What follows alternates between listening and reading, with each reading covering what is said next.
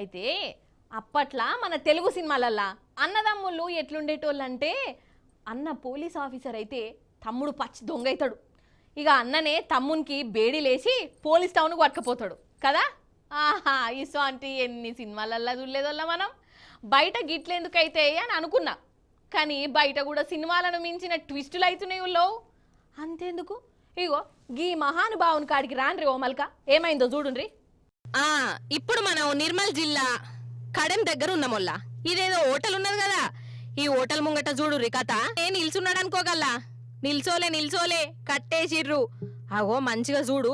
ఓష్ని police ఏం లంగేషం వేసిండు అని అనుకుంటున్నారా? అయితే వీడు దొంగ పోలీసు.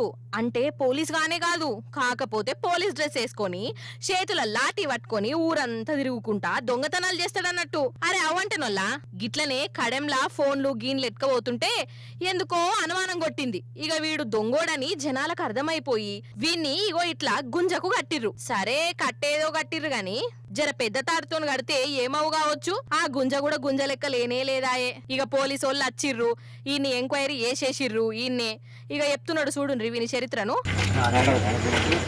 రాజు, నీకు డ్రెస్ ఎవరు ఇచ్చారు? మీ అన్న ఏం పని చేస్తాడు? ఎక్కడ? ఏం పేరు? ఆయన పేరు రాజేనా?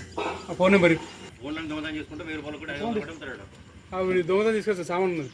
అగనట వీనన్న కానిస్టేబుల్ అట. అన్న పోలీస్ అయితే వీడు దొంగోడయిండు. అన్న బట్టలు వేసుకొని ఊర్లు పట్టుకొని ఓ ఇట్లా దొంగతనంలా టాలెంట్ ను చూయిస్తుండు అన్నట్టు. మంచిగున్నాడు పో.